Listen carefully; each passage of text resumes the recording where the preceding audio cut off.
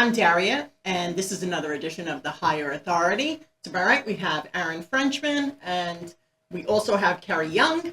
To my left, we have Ryan Chaplin and Louis Pou. We're going to be talking about all things construction, restoration. Very excited to have you guys here. Excited to be here with you. Thank you so much for coming. We appreciate it. We appreciate you making the journey. Let's get right into it. Let's talk, Louis, about your company, Brightside Restoration, and we're going to talk about LPS Direct with Louis. So tell us a little bit about your company and what you do. So I'm Ryan Chaplin. My company is Brightside Restoration. We have been in business 7 years here on Long Island, and we are very Long Island based. So we really like this. We are rooted here. We are not, Nice.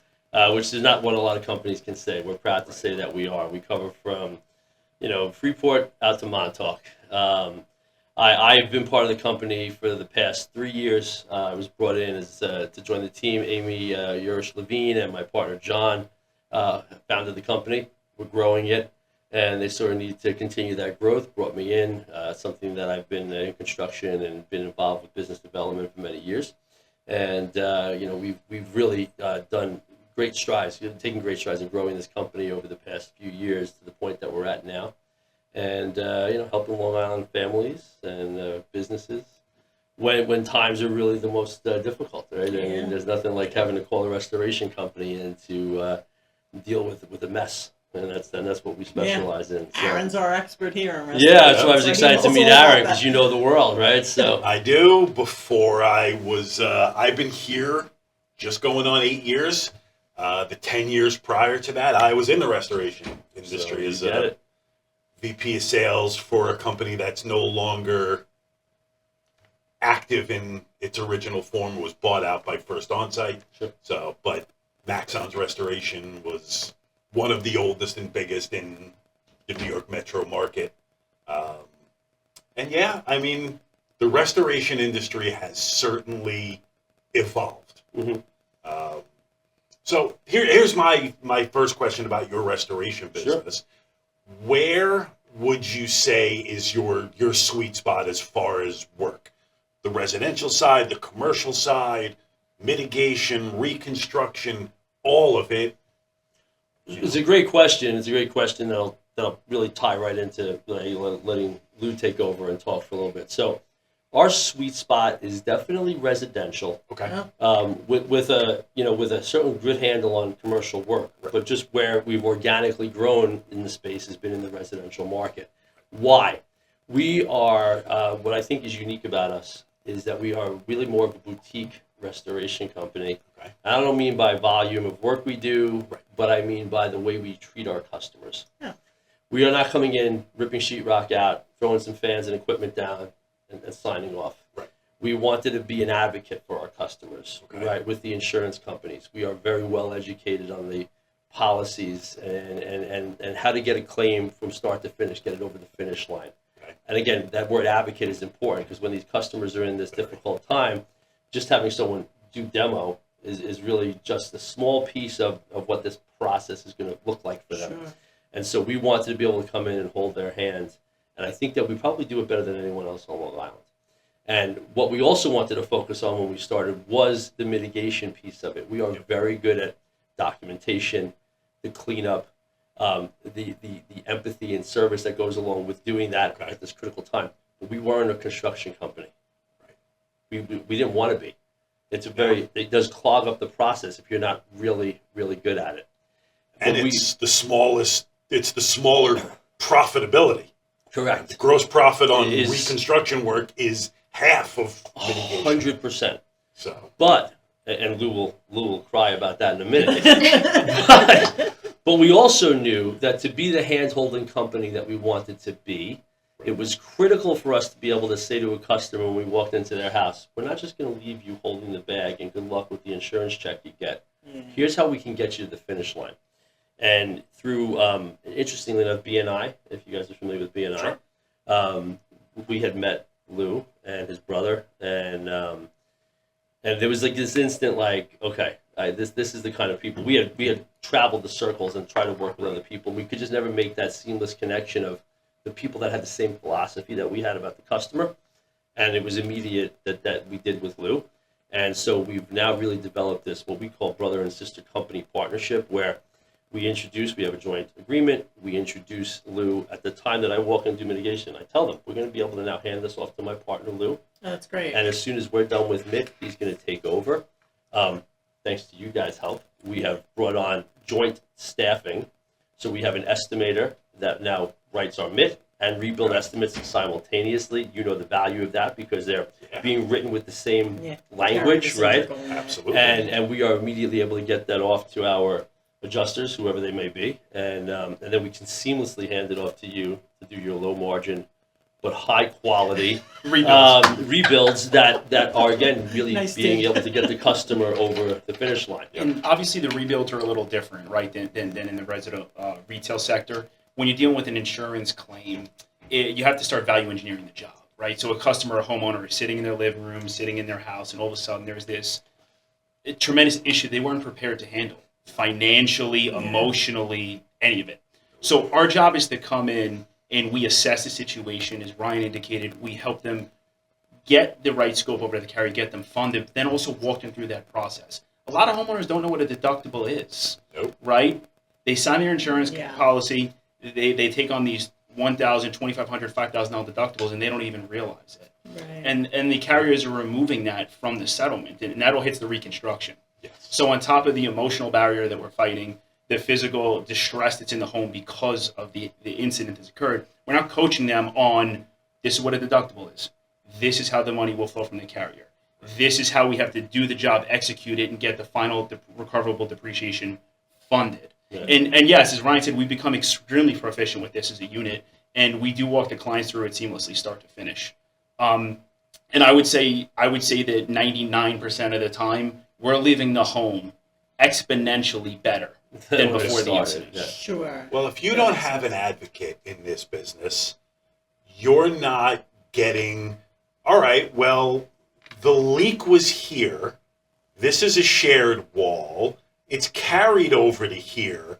If you don't have someone advocating, that the adjuster is going to lowball you to death without a doubt. And then try to go hire a contractor that's going to take that measly dollar amount that you didn't, you have no budget for, and get your work done. It's not going to happen. So what you guys are doing is actually not only handling the mitigation, the reconstruction, you're handling the public adjuster side of the business as the advocate without that 10% fee. Well, and you know this because you've been in the industry. The problem today is these public adjusters don't want to touch claims that aren't $100,000 or more. No. And is that so? It's very much, you know, we have been fortunate enough to find a couple of guys that if I've given them enough work, they'll do us a favor at $65,000 or $75,000. Really? Because we don't want to take that on because we just don't have the ability to really fight that fight. But for the average customer that's landing in that $50,000 claim, $40,000 claim, there's still a level of advocacy you need, and because we are so that's still proficient, an extremely large amount of money. It's a large amount of money your for average them, homeowner. for sure. Correct. Yeah. And so we have been able to fill that void that other competitors just aren't, don't want to, can't, whatever the reason is. Right. And so that's really why we lean into that, because it is unique to us. And not only are we filling it, we're staffed to complete it within 8 weeks from the date of loss. That's assisting with the funding. That's designing the kitchen, the bath, the living room, whatever was affected, and finishing it. 8 weeks is our normal time around. Yeah, you tell me from a construction standpoint, what mitigation construction company has an on-staff designer that's helping people redesign kitchen and bathroom layouts? I mean, these are the edges that the edge that we have over our competitors. When you bring us in, that's what you're getting on an insurance claim. That's unheard of. And it also is a buying power. So it's not only the design aspect. After we design it, we don't refer you to a retail store to buy it. Right. We buy everything wholesale. We have a 20,000 square foot showroom with kitchens and baths and all the furnishings. So the customers are actually getting, and that's part of the LPS Direct. It's right, direct to consumer. That's the whole concept behind the brand. Yeah. Is that everything you buy, you're buying direct. There's no middleman. And when you come and you get involved, and we get involved in your claim, not only get the service, the funding and all that, but then everything you're getting a top-notch product directly at wholesale pricing. That's all for the cost of your deductible on an insurance claim. Right. So that those claims dollars are stretching more. Yes. Very far. So, Again, which is always hard. You make, Correct. sometimes you make sacrifices and go, all right, this is not the flooring we want, but we got to pick and choose our battles here. Honestly, most of our client base, they get funded for carpet. We're putting in LVT. I very rarely put back carpet. Our customers, I'm going to use 99% again, and I feel confident in that, they're going up. Yeah. With still no out of pocket. We're not a big change order firm. It's not part of our model, and it's not part of outside of the retail restoration business. My retail business, I'm not a big change order person. Right. I feel that as professionals, we assess a job, we price a job, we execute the job, and that's how we work. That's fantastic. Yeah. That's fantastic. And the other piece of this is the insurance industry isn't what it used to be, right? People in their lifetime are probably putting in 1, maybe 2 claims. And if you haven't put one in a long time, Yeah. everyone, I always call it the insurance lottery. This was the perception of what it was. You would put a claim in, they were going to write you these checks, and you were going to make off and go on vacation. And literally it has become to the point that they are scoping down to the inch, these adjusters. 100%. And so I always tell customers, we don't even argue price anymore. That's all set in Xactimate, the program that's shared. What we are really doing is advocating scope. We are arguing scope. We are making sure that everything that you would deserve to get this home back together is in there. And even when you get that, it's all dollars that don't really translate to retail money. And that's why having that, us being concise, us being thorough on the mitigation, and then his ability to process that rebuild within the confines of that settlement is really key. And it's just, again, it's I think it makes you guys extremely valuable. Forget about just the workmanship, but being an advocate for someone, I think you can't put a dollar price on that, because someone like myself, if something happened to my home and I needed to handle it, it would make me feel so confident because you have the connection. I think that's something that you don't really see. I think that really sets you apart.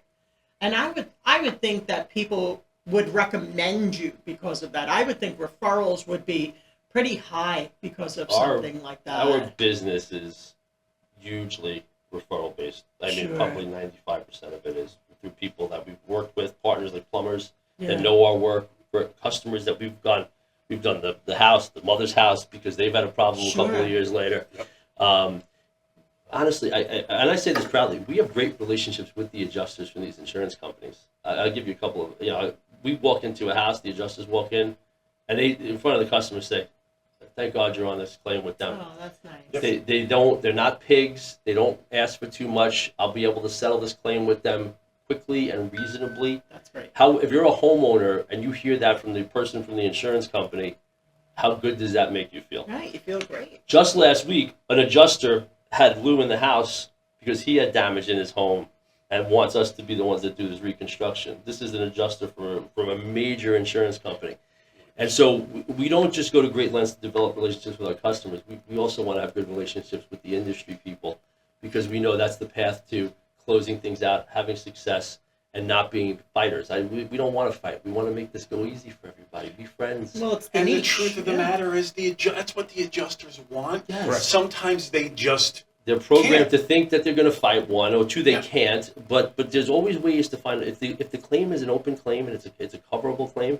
There's a way to get the result that the customer deserves without everybody having to be sick about it, and we do a good job of that. We do a great job of it. And it even from a customer perspective, we also have, we didn't touch on this much, we actually have a full department dedicated to customer service. So Yeah. we have employees that work for us that they are contacting the clients once a week with adjuster updates and carrier updates. Oh, that's So great. the customer doesn't even need to call their carrier and say, hey, what's going on? We have somebody in our processes and our softwares are set up that, like clockwork, you get a phone call and a group text message. And on the text message in the chat is our customer service rep, the insured and any family member that they want to understand what's going on, and the project managers. So That's what businesses are lacking. That's amazing Correct. that you're doing that, because communication is key, because you can handle anything if you know what it is. correct. Like you said, communication and transparency. It's amazing. when it comes to commercial claims are a different animal. There's less emotion. Yes. When it's a homeowner claim, It's all. It's it's everything. all emotion. Yeah. It's personal. Yeah. Yes. And to consistently communicate proactively prevents, or at least reduces the amount of panic phone calls. Correct. You get. Yes. And that's what this is about. I love that word proactive. I use it all the time. So does he when we talk to our staff. We're like, Yeah. if we're proactive, we won't find ourselves on our heels and we won't be chasing problems. We're offering solutions. There's a big difference, and that's what keeps you also less stressed, which frankly we're all looking for a little less of in our lives. Right, but for sure. for them too as well, for the homeowner as well. Our biggest challenge right now, and this is probably an area where we'll lean on you guys as we grow, is that it's really we're very much the personal touch. Lou and I and my partner John, we are in every home personally. We have grown to the point that we probably need to think about bringing on additional project managers and some Correct. people. Yep. But what has brought us to this point of being successful, I mean, we're talking combined energies, we're doing $13-14 million a year in business, is because we are the ones driving the ship. Right. Yep. And I always have this fear, and it's probably just my craziness in my head, is that That's I'm okay. going to hand that off to somebody else, and immediately you're going to see that drop. You see, if you guys, I'm sure, have read our reviews, it's Ryan and Lou, John and Lou, John and Ryan, and we don't want to lose that touch, but that's going to be a challenge for us, is how to maintain that over the next 3 to 5 years as our growth plan continues to take shape. And so that's one of the tricks for us, because we don't want to lose that for our customers. Right, well, that makes sense. And I'm sure that Kerry could probably speak to that about having like an owner's rep and someone that would be able to represent them and just the people that you see in the industry. Yeah, there are a lot of people who have a lot of experience that are here and are able to really help with those kinds of things and be that touch. This industry is difficult, and it's at a difficult point, I think, right now, where a lot of people want to go run their own companies and want to go off and make all the money that comes with it, and just simply don't have the resources, don't have the strategy, don't have the business mindset. And they might have that goodwill and that want to do that personal touch, but just simply not have the resources and the ability to be able to do that. The resources is key, by the way, Yeah. in this industry, because I think this on the mitigation side. Forget about on the construction side. The mitigation side, there's a lot of people that think, oh, I'll just go out and buy some fans in a DU, and I'll get up and running and be a mitigation company. And it's our business on the front end is very hard. We don't get paid for a very long time. Right, you're waiting. When you do yeah. 95% of your work through insurance companies, that first 6 to 8 months of business and then staying in that cycle of constantly having to fund jobs is difficult. And then he faces it on the back end because he's doing a lot of this work. He has to get for depreciation. So you need to, as a homeowner, this is circling back to that again, is that you got to hire the right people. Yeah. Because a lot of people can start a job and not finish it because they just don't have the money or the wherewithal It happens all to the time. follow through. All the time. Yeah, I'm sure. I'm Correct. sure you see it from your industry. It's and happened from- to me. just in the world, No. right? Yeah. Oh my gosh, it has happened to me where we were Yeah. having, some renovation stuff and they just walked off the job. And it was like Well- a lot of money and there's nothing you can do. There's nothing you can do about it. They're gone. But you can fight Exactly. about it, but you're still left with an open hole in your house and no one to finish it, and you don't have the funds. You may have already put money out to start, and now you're stuck. Well, that's right? exactly what it is. It's how they So- write these contracts, and then you look at, at the time as what I would consider myself to be probably like the least sophisticated consumer when it came to That, exactly yeah. how that should work, and didn't read it as much as I should have. Was more excited. I'm going to do all these things, and it's going to happen. And they demanded money up front as they would start a particular portion of the work.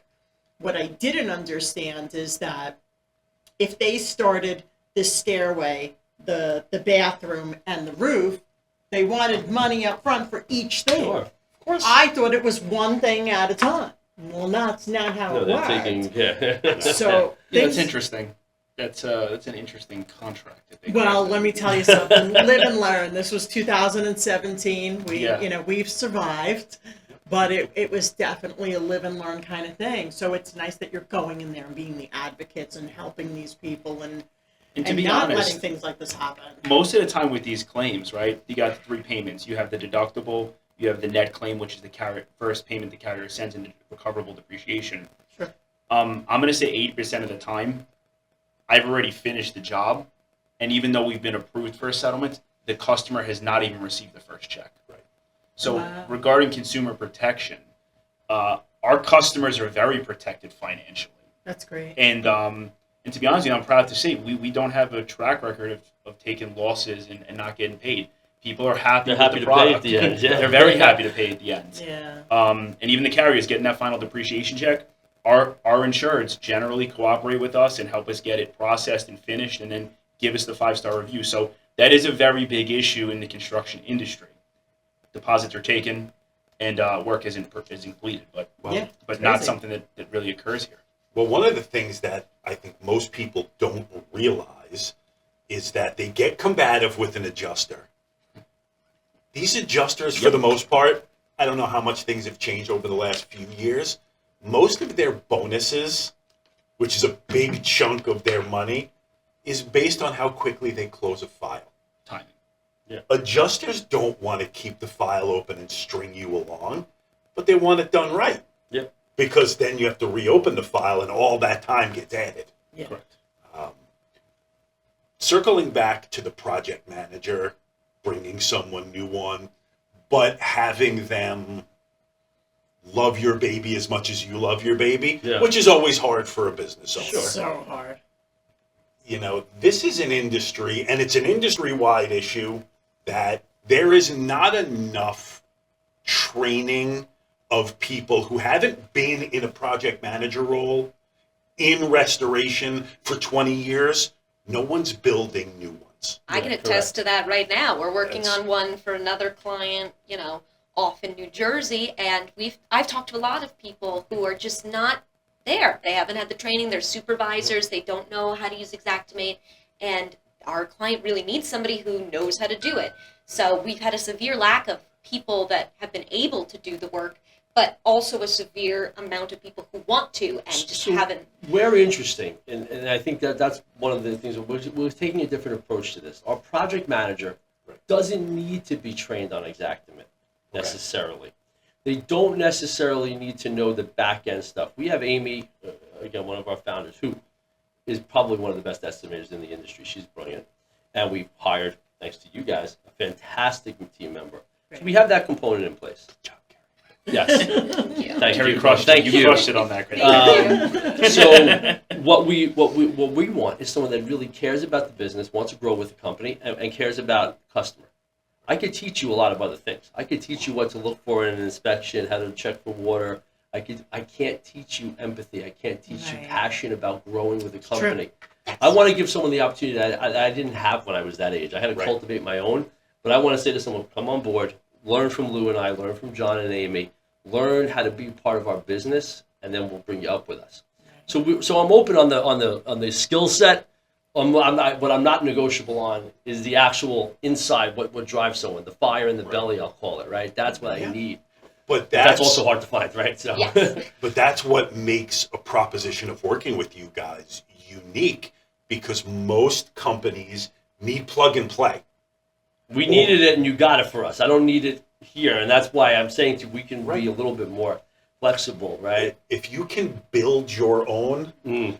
you're going to get the level of loyalty that you don't get from plucking an experienced restoration project Sure, manager from their current company to your company. Correct. You're a hired gun, and you might love the company and do a good job and all Yeah, that. but they'll be hired by the next guy when that comes out, Exactly. and Right. they'll The next change. time somebody calls. And it's chase the dollar, and then I Right. walk into a world of, well, in my old company we did. Yeah. I got to tell you, It's as exasperating. a business owner and a manager, the last thing I hate that. It drives me insane. I don't care what you did before. Right. I'd rather hire my son at 18 and teach him how to do it than, you know what I'm saying? I want clay. I want clay. I want to mold it into us. Yeah. 'Cause We we do a talk, good job. And we talk about it all the time when we're talking to owners, and it's like, listen, I understand the easy road is have someone that already knows the industry. You do realize, yes, you might not have to train them on information, but you got to untrain them from Yeah. habits, which takes longer. than training from scratch, 100%. So You need effort. You need that Yeah. work. You need that life. Yep. Right? When you hire and you train, you have to try. Yep. And if you have candidates who are willing to put in effort and will learn and innovate with the team, Right. we'll have success every time. and you have a lot of young people. I have an 18-year-old also. So that's a story for another day. Yeah, we'll go out for lunch on that conversation. But we talk about it on virtually every podcast we do about hiring trends and kids not going to school, and trade school is a great option, but nobody wants to invest in them. Yeah. Right. Not only are you going to give someone a job and you're going to get someone with heart and hustle and is willing to learn, you're giving them a career, because this is an industry that you can spend your life in and continue to grow. Yeah. So,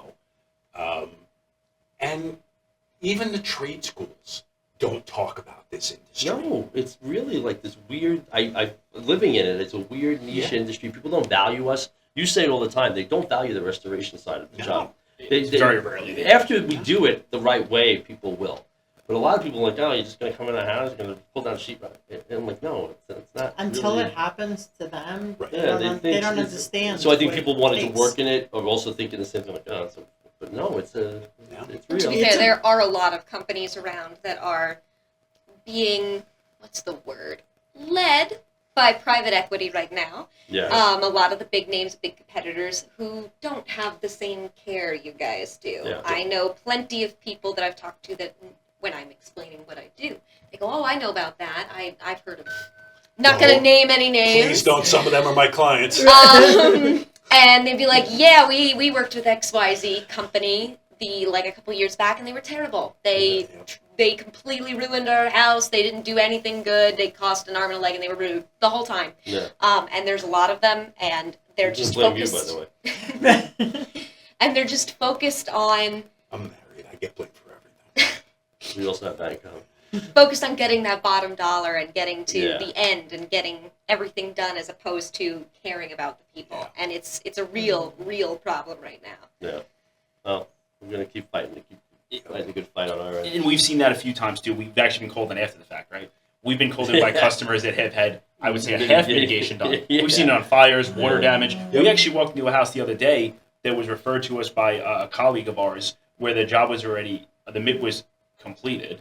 And we walked right into the den, and all the wood was buckled everywhere. No. And they had locked them up in this crazy contract. They couldn't get it out. And we actually worked to get them out of that, admitted properly, and rebuilt. Yep. So, one solution also, we hear all the time, they rip me apart, they didn't come back. Yeah, that's a problem, and it happens all the time. Yeah. Our model, that doesn't exist. From MIT to completion. Which is 100%. true. I mean, the general public is taking advantage of a Yeah. lot, so it's nice to see that that's not happening. Let everyone know, name of your company, how to contact you if they need you. Go for it. Ryan, Brightside Restoration, brightsiderestoration.com. Call me, find me, ask for me when you call and check us out. I will be there on site, as we talked about personally. So look forward to an opportunity to serve. Wonderful. Louis Pou, LPS Direct, full-fledged residential and commercial remodeling. Our showroom is on Route 110 in Farmingdale, 75 Broad Hollow Road. Call the store, ask for me. Our number is 631-270-4488. We have brand new chairs coming in from LPS Direct. I'm so excited. Oh, Yes. I know. I'm so excited to get them in. You're not getting them. Does the leather come pre-ripped? Yeah, the armrests are all shredded. Right out of the It just gate. doesn't rip. Yeah. Perfect. I'm so excited. Yeah, that's gonna be a big day for us when those come in. And your Everyone's chairs so are, excited. Yes. You'll have good posture again. It'll be wonderful. But any issues with that, you call my brothers. Right. Exactly. Call Steve. We're busy. For that, you don't handle it. Final thoughts, Carrie? I think this was a great conversation. I do too. This was fun. Thank you for having Yes, us. thank you. Yeah, Thank you. This was great. Yeah. Absolutely. Final thoughts there? Did I get my good point in for the... You did. I don't remember what it was, but I'm sure one podcast, every podcast he gets As I said, one one. good point. Yeah. One good one. That's So My he- monthly at home. I That's get it. one good idea a month at home that Yeah. someone gives me credit for, and then I'm happy as Just- we go on. Wow, that's good. As long as I That's get on good. base You do well. once a game. I thought you Hall were of great Fame. today. I was very happy. Right. You did okay. You did You didn't okay. embarrass me. It was fine. Right, fantastic. Thank Well, you this guys has again. been, no problem. This has been another edition of The Higher Authority. Thank you so much for joining us. If you'd like to get in touch with us, please get in touch with us at info@execsally.com. Have a great day.